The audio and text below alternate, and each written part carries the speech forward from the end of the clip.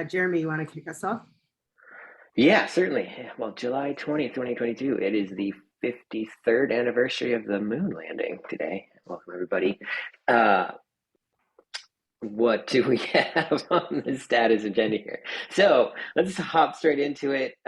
Looks like we have something about rate certifications for Pakistan. So as of July 15th, helium's compatible lower frequency in Pakistan is AS923-1. Those of you who are LoRaWAN fans might understand a bit more what that goes to. So it looks like manufacturers like to sell in Pakistan need to get a certain certification known as PTA certified and share that with the MCC. So that, I assume, is the governing authority. Maybe that stands for Pakistan Telecommunications Authority. I assume so. Is this just a read-only? This is a read-only. Okay, so I suppose the LoRaWAN committee is working on that, but good thing for us to know that when we get certifications in, to check for PTA. Another group that's working on things is the Malaysian group. And so on the July 28th, we're going to make certain that helium's compatible LoRaWAN frequency there is AS923-1 as well. Yep, okay. So in Malaysia, there is the MCMC is the governing body. And what does Nick tell me about my mic? You're just a little scratchy, overmodulated. I'm overmodulated? Good. No, I can fix that while talking. Thank you for always for the sound updates. And cannot see the shape. All right. Finally, I guess we have some new MCC applicants in the queue. Bring my gain down. Perfect. Right there. Okay. So with the new do you have anything? applicants? No, I don't have any update. I think we've all been, we've been working on other stuff, but perhaps we as a group could agree to review all the applicants and get back perhaps in Discord or on email. I'll organize them in. I'm just going to put a date on it, which is going to be Friday in a week, if that sounds agreeable to everybody. So yeah, I think it's totally doable just to kind of go through, get a sense. Some of these applicants, I think, are actually sort of like distributors. So they'd be on the advisory role, non-voting, I think, kind of like how we have Jameson. So we'll keep that in mind. Not everyone's going for full review. So let's say we'll all look at, I'll resend the email if it's like deep down for the 29th. Great. I should be able to edit this doc. Does anybody know how it's been shared with me? You probably have. I'll share it with you. What? Okay. Yeah. Go for the DY. Yeah. Great. Sorry, Zoom takes up my computer. So.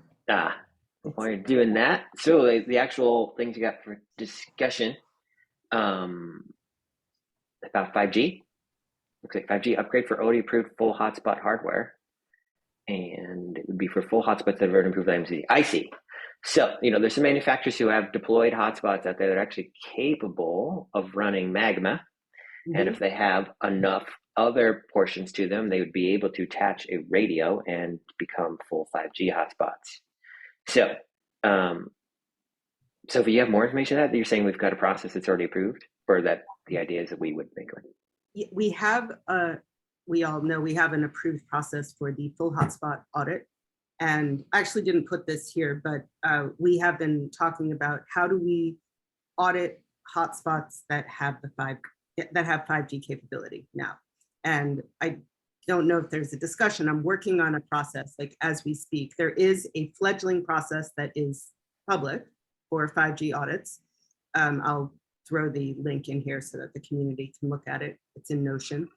And I think the discussion is, not even sure if there is something to discuss. Of course, we are going to audit 5G hotspots. So any manufacturer that has a full hotspot that wants to also get 5G certified, I don't know, I don't think we need to vote on. Brad, go ahead.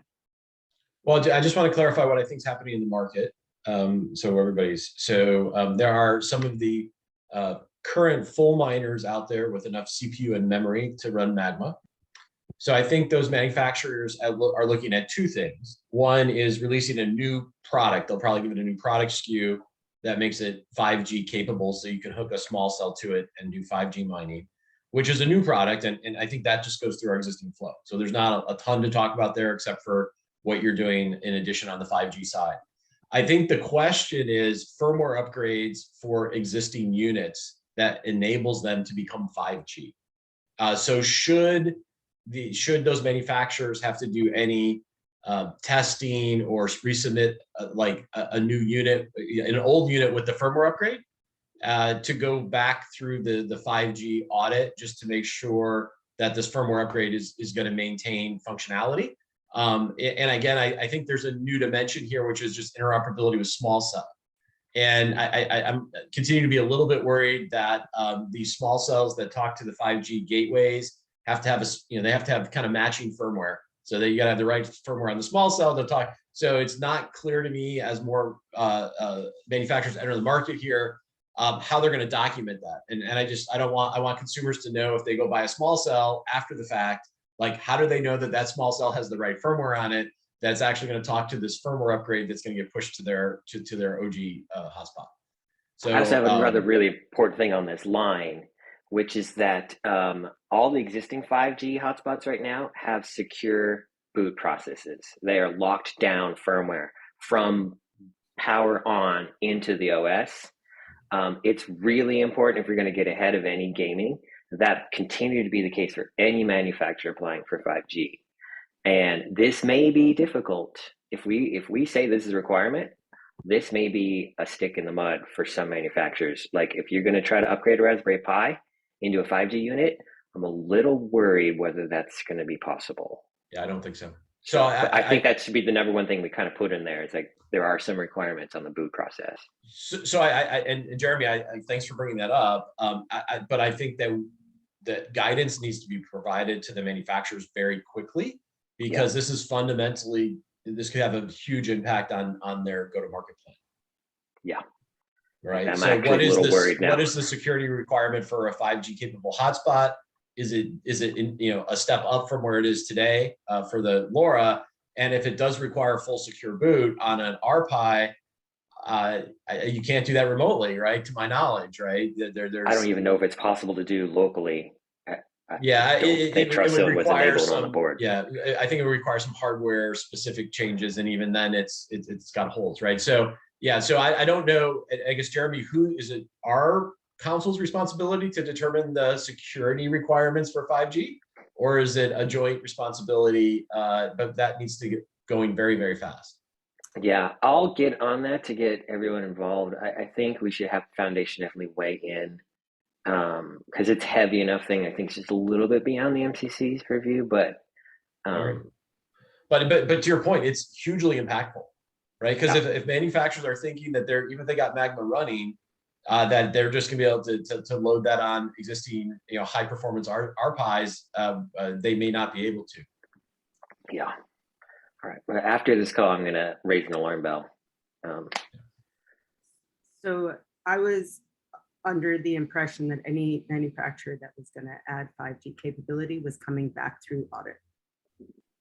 Yeah, I think we all agree there. Yeah. I think it's true, but I want to break out the two categories so we're clear and everybody's clear.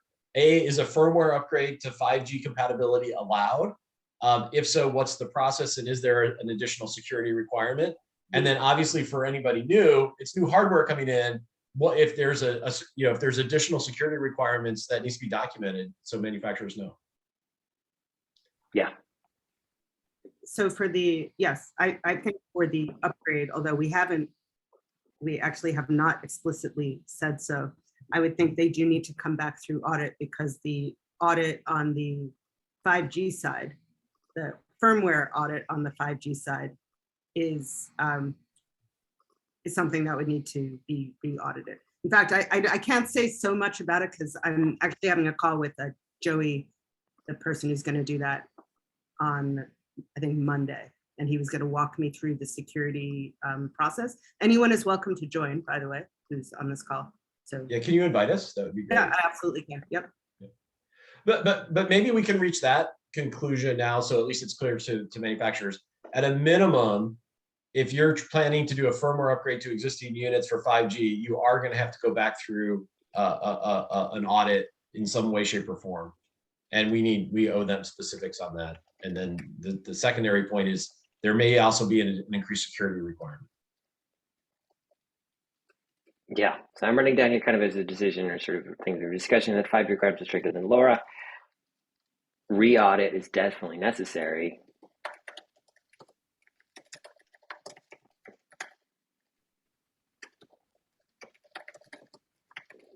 And additional security is,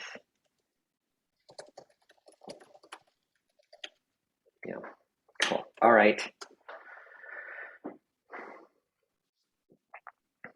Are you in Okay, the, move on to the next. We're going to keep going on this one. you're in the document, right, Jeremy? Yeah, I finally found the email address that was shared with. I wrote it. Oh, right. So I guess we're talking about minimal standards and other requirements for HIP-19 and hotspots. Such things, it looks like working website, working company email address, and company physical address, etc.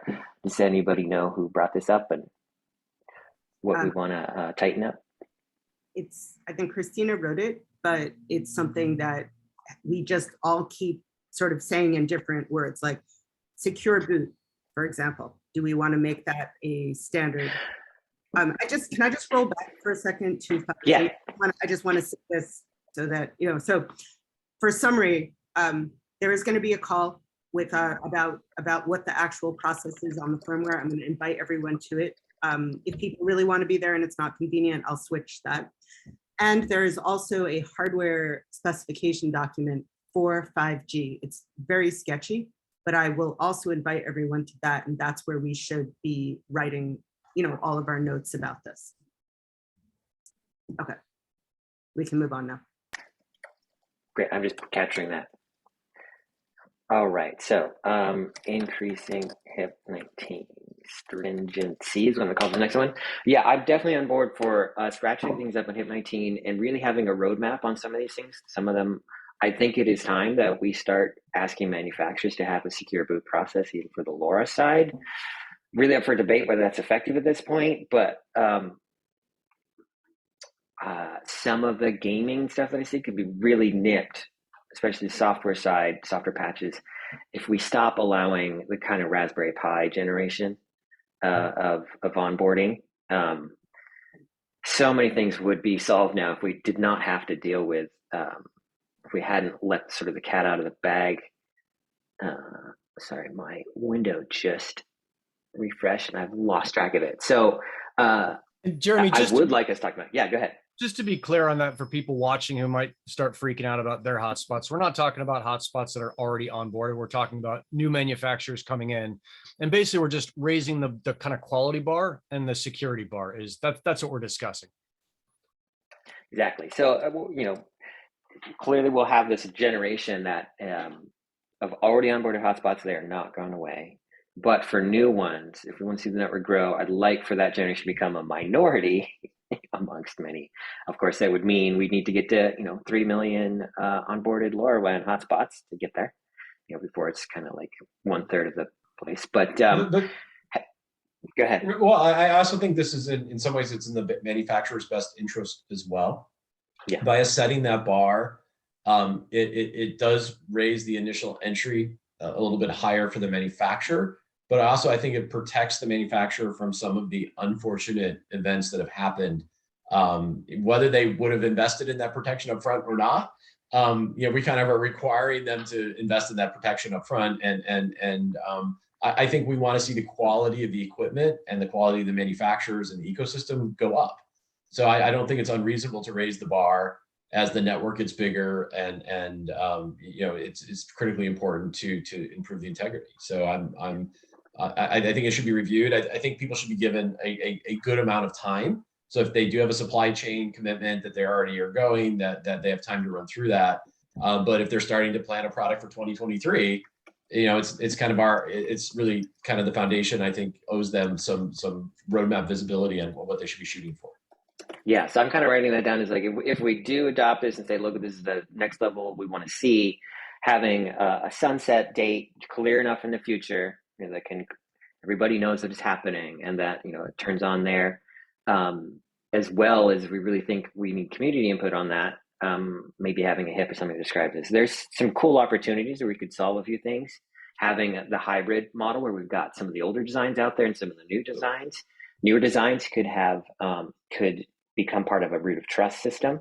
They could be trusted a bit more. This would take a hit for the blockchain to help confirm, But couldn't we do a really accurate simple HIP and put it out for a vote just on we're going to raise the bar, require, this next level of security, secure boot. These are kind of the reasons, and these are things it could enable, but it seems to me to be a fairly non-controversial HIP that most of the community would want to support. Like, I'd be surprised if you didn't get broad support.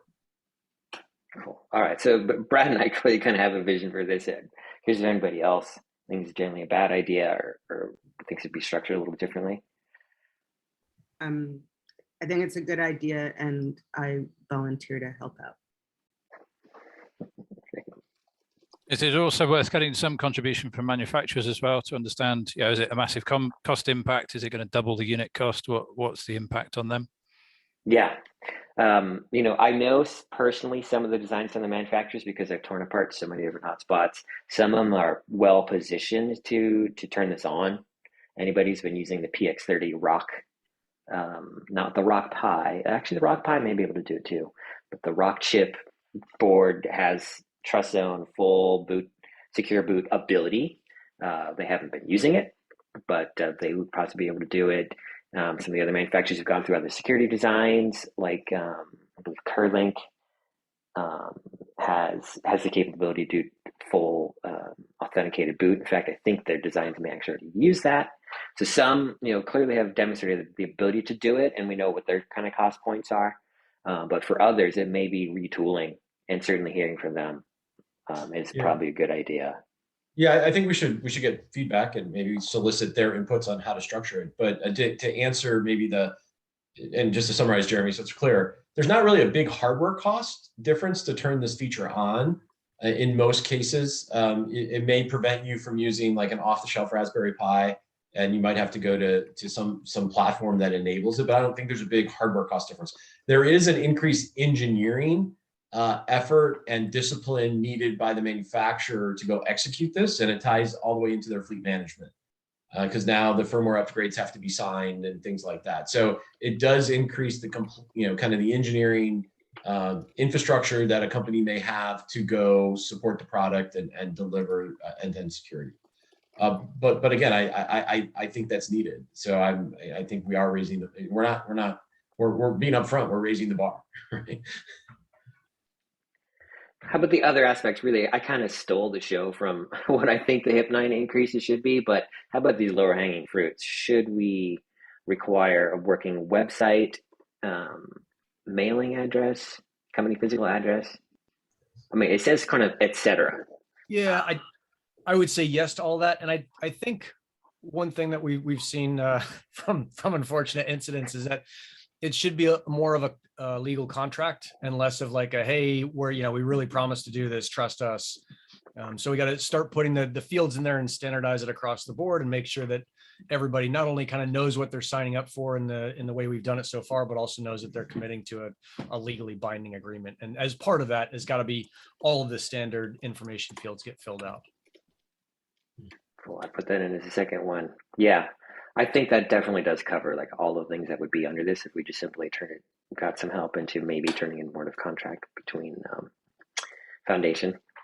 That'd be cool. Not to mention that it's also a lot of just busy work going back and forth, telling manufacturers your website doesn't work, you got to make it work, that kind of thing. I mean, this is something we do already. We ask manufacturers to make their websites work, but it'd be nice to just have that in the very beginning, so we're not having multiple emails about a standard. So can we put a clause in, like, if you submit your application with this basic KYC stuff and all your website's not working and you don't have an address, like you're gonna your application is gonna be put in suspension for 60 days. Like, don't waste our time. Like my point is, like, if you can't even get the application filled out properly up front with just basic functioning company information, like there should be some kind of penalty. Like, so I'm like, can we, I don't know if that's possible, but like it frustrates me that you guys are doing that, right? You shouldn't have to go chase these guys down and be like, oh, your website's not up yet. We're trying to review your application. No, like don't submit your application until you at least have your basic structure in place and a website and an email address. And a physical address, not your lawyer's incorporation address. Yeah. Is there a way to kind of maybe standardize that? Because I know in some of the manufacturers we've seen, we'll have community members look up the address and it's some like UPS store somewhere is putting in a requirement for the physical, like where would that physical address be? Is that going to be the corporate headquarters or is it going to be the manufacturing headquarters or something like that? Just being a little more specific with what we want to see beyond like any, we don't want to see 1313 Mockingbird Lane on a bunch of different applications. I don't know. I mean, I don't know that there's a hard requirement for like a company to own a physical warehouse. I mean, you can be a very viable company and outsource that to a partner. I do think you need to have a legitimate legal address, and if we send mail to it, somebody reads the mail and responds. So there must be some outside KYC validation companies, like there's companies that validate this kind of information all the time. I don't know if we could use that and use some of the application fee to fund like getting that basic, it's almost like a credit report. Like maybe that is even what you do is you just go pull a credit report, because they'll actually have go into the legal systems and actually pull back like, hey, this is really an LLC in New Jersey or whatever it would be, versus us trying to go, figure that out and decipher it, right? I don't know. I care about the legality of it. Like somebody could set up a Delaware corporation, that's fine. But is it legally valid information, right?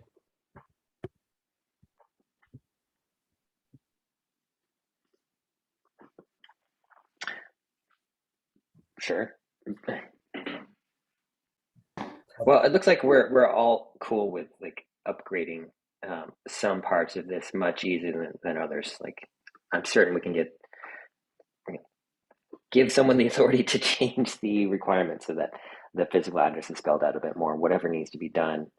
As we do that, though, I'm kind of always mindful, what happens if someone doesn't do these things? What are the consequences? How do we enforce it? I mean, if it's clearly in the HIP 19 application process, say, sorry, not good enough. You are not approved, right? But what if someone has a working website, goes through the process, gets approved, and the website stops working? Well, so then you could suspend their key, right? Is kind of I mean, it would be drastic to suspend a key for that. But ultimately, I think that's valid. Like if your website stops working and your customer support portal stops working, that's a legitimate reason, I think, to prevent you from onboarding, continuing to sell product, right? So now that you've got that, you're watering that slope. Let me say what happens if we get enormous complaints that manufacturer has gone silent, is not honoring orders, has not shipped them. Pardon my we have that problem already. Background. Yeah, and it comes. We have that problem already, right? Well, yes, but would we revoke keys for that? We start to enter into customer support stuff that we said is enormously complicated and hard to do. But isn't in I think in the ethics doc, you have to maintain a website, you have to maintain customer support. If that's not already there, then it needs to be. Right. And again, we're not going to triage. If one person has a problem, they don't like the response, it's not our thing. But the company has to have that infrastructure publicly available to continue to participate. The trouble is, by pulling the key, you exaggerate the problem you're trying to protect the users against. Well, I mean, that only happens in extreme cases, right? Well, actually, I could kind of argue that it's not necessarily protecting users here, and that if the company seems to have gone and ghosted the community and seems to have disappeared, there's real problems with their ability to onboard. That who knows what's gone with their onboarding, stake and key. Perhaps it should be shut off so that someone can't hack in and just suddenly start deploying hotspots. I guess that's so Jeremy. Sorry. The distinction is extreme, isn't it? So if the company disappears, they're not contactable, there's no website, they've disappeared, that's one thing. If their website domain expires by a few days and they forget to renew it, that's not enough to pull the key. Yeah, I agree. It's only extreme, but Jeremy, I also maybe just bring this up, like, should we limit how many units a manufacturer can preload into the onboarding server? So if we keep that more real time, it kind of limits maybe a manufacturer's ability, to build a ton of units, onboard a ton of keys, and then kind of go AWOL and have this unknown situation of how many are legitimate, how many are customers out there. If it was more of a real time, you can have some working number there based on run rate or API driven, then it eliminates having kind of this unknown inventory of devices, out in the community, right? Exactly. Well, that goes right into the token lockup hip. That is a mechanism to do that. Well, and I like the token lockup hip. Right. Thanks for taking over notes, Nick. We also have Otter, which will go over this too. Yep. Yeah, these are not easy questions to all answer on meeting. But I just at a minimum, I don't think we should let somebody load 1 million onboarding keys. I think there should be a cap based on some run rate of deployment, and I think that could be implemented. Well, do you recognize there's one more limit that actually is far more serious and harder to get around, and that is the DC that must be in the maker key to actually onboard. And what I've been seeing, and what we've been seeing for a lot of manufacturers, is in fact they don't keep a whole lot of DC in that account on hand all the time. A few of them appear to have cron jobs or something else that runs through regularly, notices it's getting low and burns to the account. Someone could load in a million onboarding records into their account. Does not mean they'll be able to onboard 1 million hotspots. They're going to have enough DC in there to do that. So I understand, but it's hard to unwind the million if it has to be unwound. Yeah. So I like having those two things connected more. I think it's a regular, it's a balance. It should be in balance to how many units are actually being shipped and deployed legitimately. So it just might be aware to look at a way if that's a knob that we can turn and just put some controls on it, and then it's it's automated. It doesn't require a manual. Yeah, I know there's certainly code in there that can check how many have not been onboarded and say, I refuse to insert records because you've got too many that are not onboarded. Please delete some of your existing records that are not onboarded, or whatever, or onboard more, or something like that.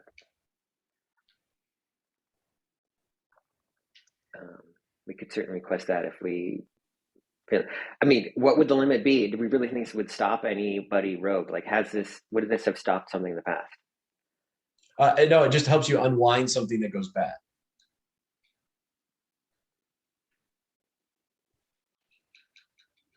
I'm trying to think of a manufacturer who lost their API key.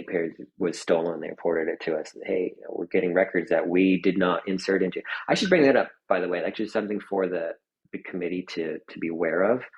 One of the manufacturers said, hey, we want to be straightforward with you. There are records in the onboarding server under our key that we did not insert. A hacker appears to have gotten control of the onboarding server. We researched it, and it was purely their key.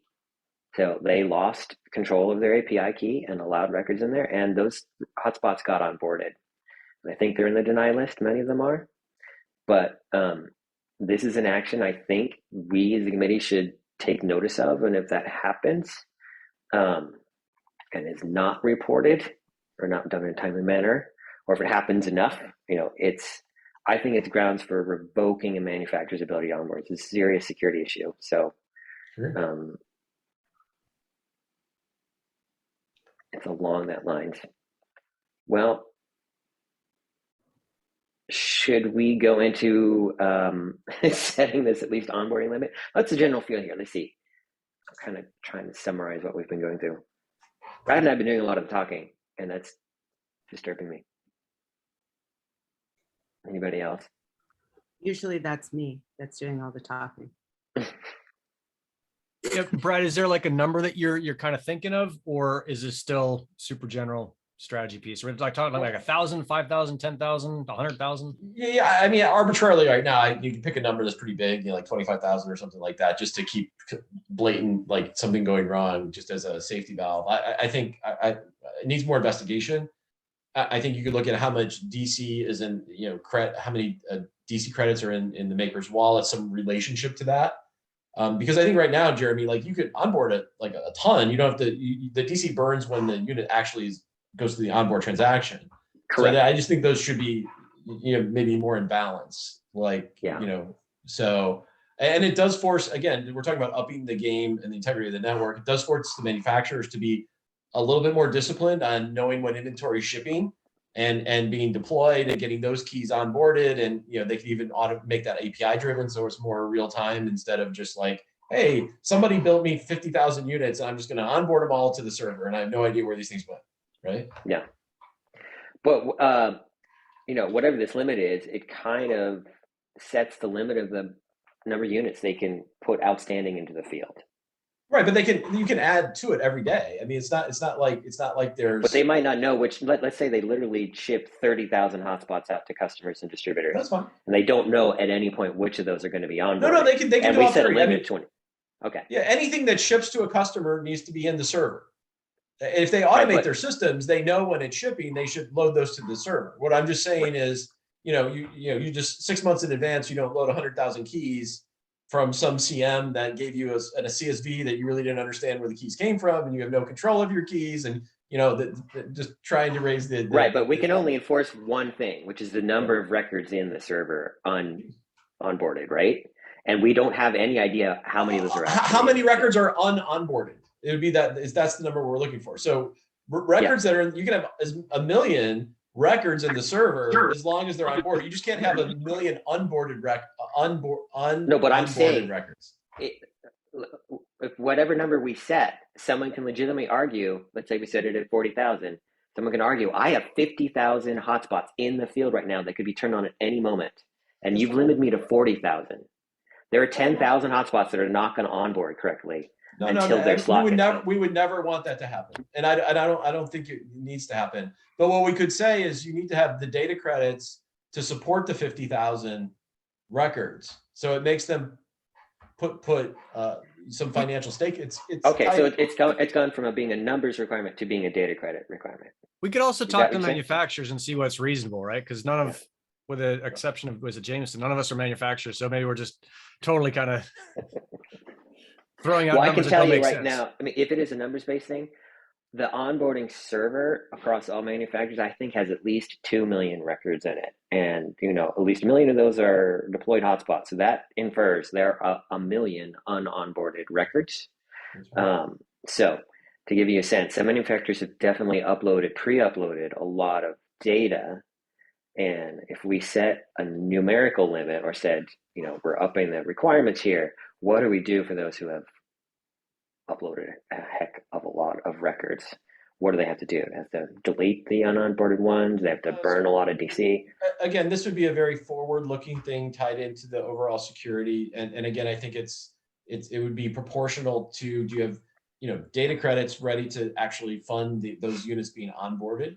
That's a good litmus test, because like as you said, the customers are already feeding the data credit be pretty close to when they're shipping units, because they need to fund that.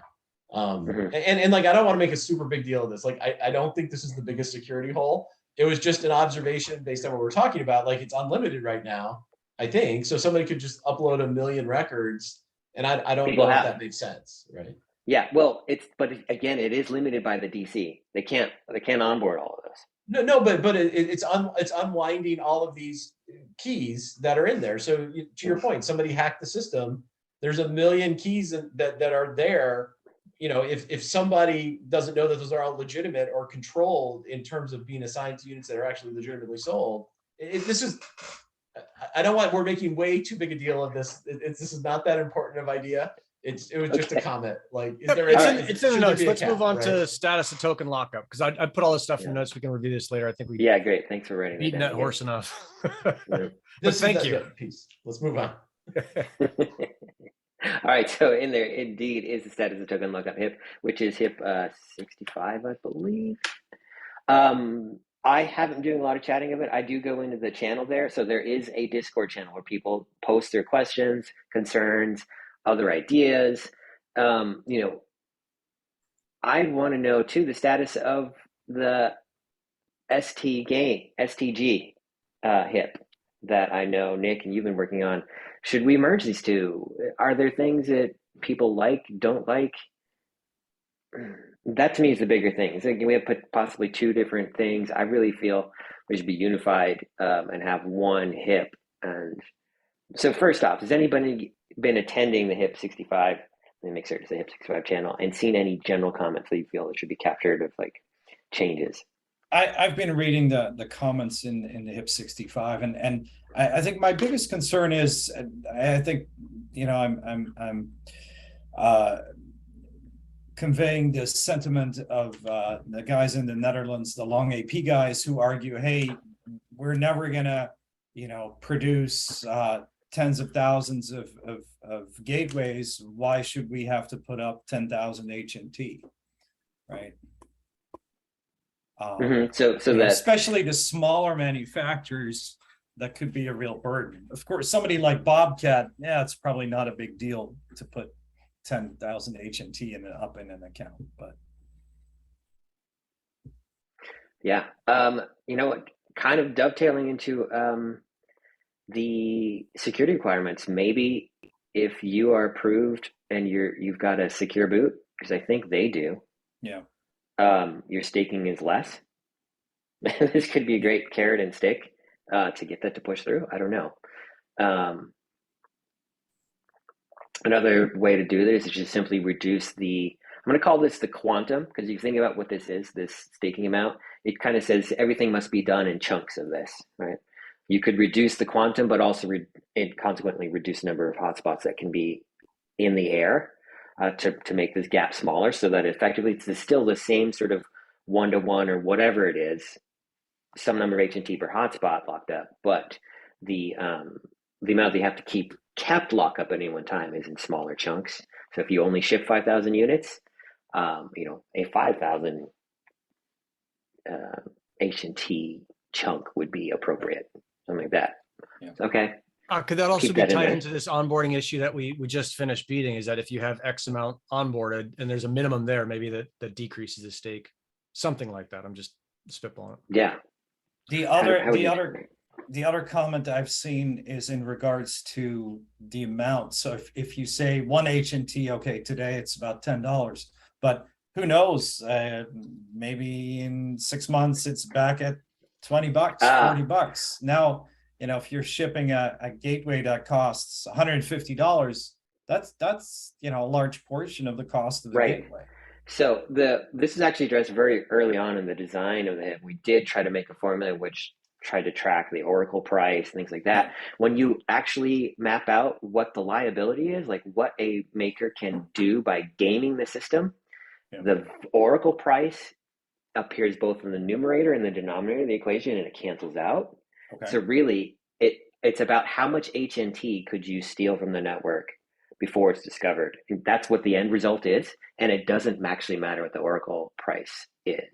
Now, of course, when you're staking, that's not, it does matter to you because you've got to get this HNT from somewhere. But the idea is that a gamer will receive HNT, and it's almost a constant rate. Like, you know, a gaming hotspot right now, what are we looking at? Can maybe pull down 1 to 2 a day, which is on the real extremes.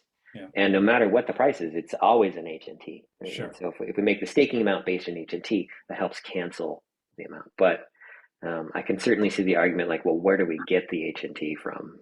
Yeah. I mean, that's the irony, right? The non-gaming manufacturer may not be sitting on HNT. Yeah. Right. And I agree with your analysis, Jeremy, 100%. But I think the opposite perspective of the manufacturer, and I mean, what if HNT goes to $100?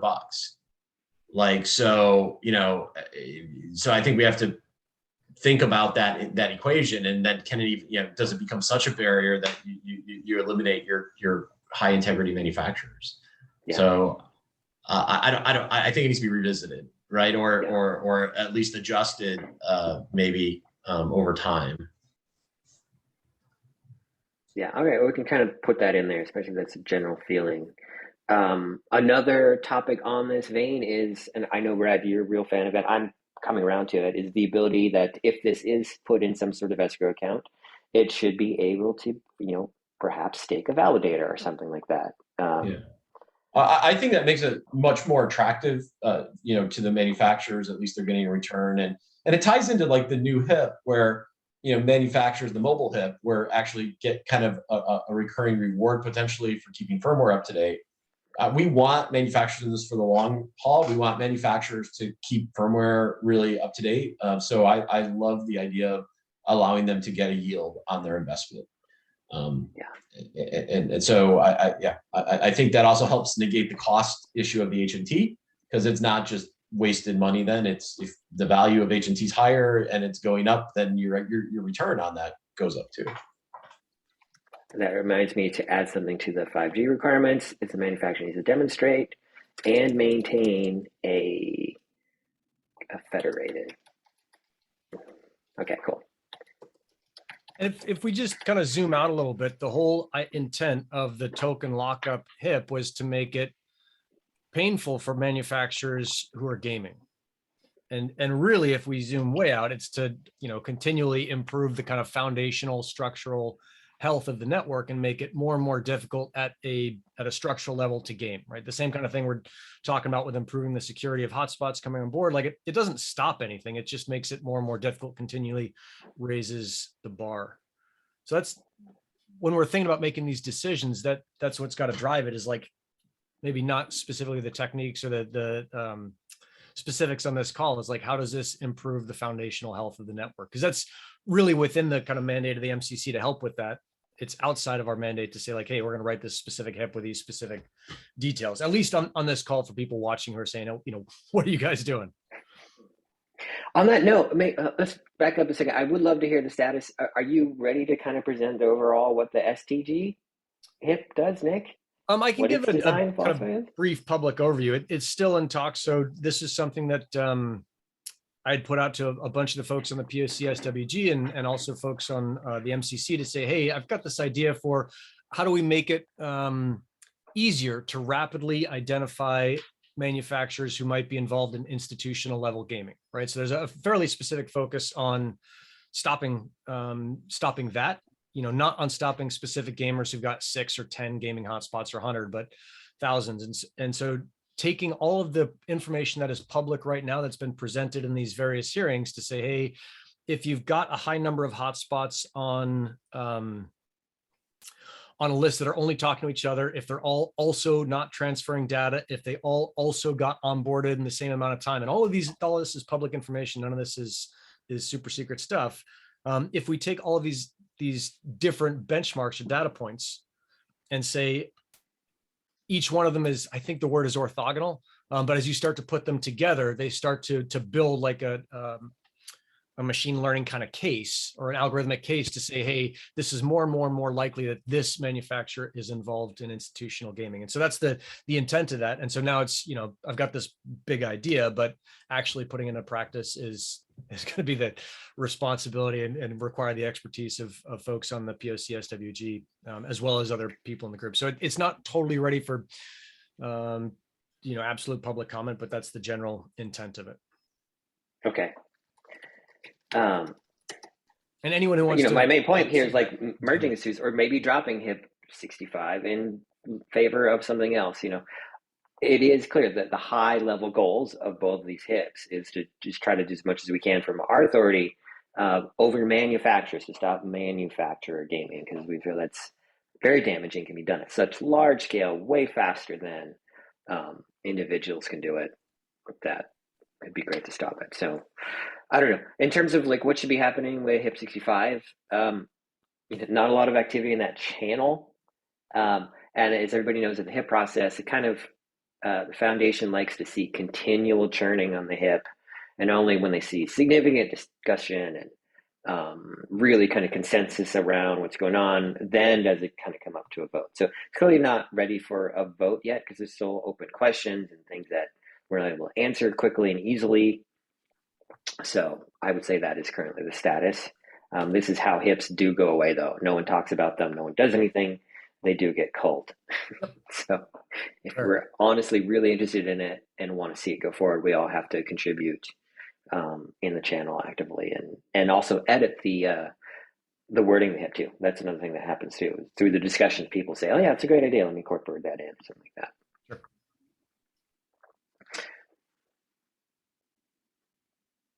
All right. Well, let's see. I mean, we're close to our official timing, even though we kind of started late on the public meeting portion here. Summarizing, just make sure we kind of got through all the big things.